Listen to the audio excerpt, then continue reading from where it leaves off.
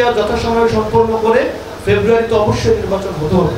এই সরকারের যদি সংস্কারের ম্যান্ডেট না থাকে, এই গণঅভ্যুত্থান পরবর্তীতে এই সরকারের যদি জুলাই সনদ ঘোষণা দেওয়ার ম্যান্ডেট না থাকে, তাহলে এই সরকার কোন ম্যান্ডেটে নির্বাচন দেবে ওই ম্যান্ডেটটা আমি দেখতে চাই।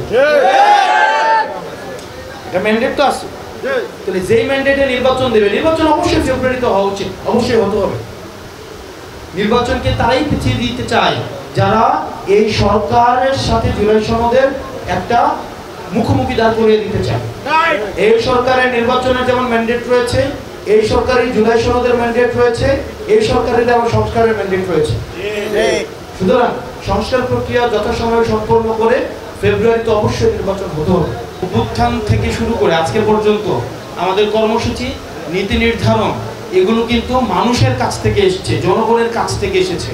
জনগণের প্রত্যাশা, জনগণের চাওয়া, জনগণের আকাঙ্ক্ষাকে আমরা রাজনৈতিক কর্মসূচিতে পরিণত করি।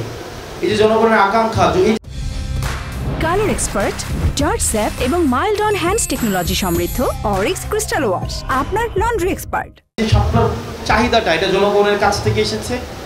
এনসিপি যারা করে তারা ছাড়াও এই অভ্যুত্থানে যারা অংশগ্রহণ করেছে প্রত্যেকটা মানুষ চায় যে এনসিপির মার্কা হওয়া উচিত শাপলা। আমরা তাদেরকে আমাদের জোটবদ্ধ করব যারা সংস্কারের পক্ষে, যাদের অবস্থান ব্যক্ত করেছে এবং যারা 24 যেই জন আকাঙ্ক্ষার কারণে ঘটেছে, 1.5 দশকের ফেসিবাদী লড়াইয়ের ক্ষোভের যে বহিঃপ্রকাশ হিসেবে এবং সাংবিধানিক রাষ্ট্রের কাঠামোর যে দুর্বলতা, সাংবিধানিক কাঠামোর যে দুর্বলতা, সেগুলো উত্তরণে যারা আমাদের পাশে আসবে, যারা আমাদের সাথে থাকবে, তাদেরকে নিয়ে আমাদের জোট হতে পারে। গণঅভ্যুত্থানের মধ্য দিয়ে যেহেতু ডক্টর মোহাম্মদ ইউনূস এসছেন, উনি এটার আদেশ দিবেন এবং আদেশ দ্রুততম হতে হবে, কোনো অধ্যাদেশ নয়, কোনো প্রজ্ঞাপন নয়।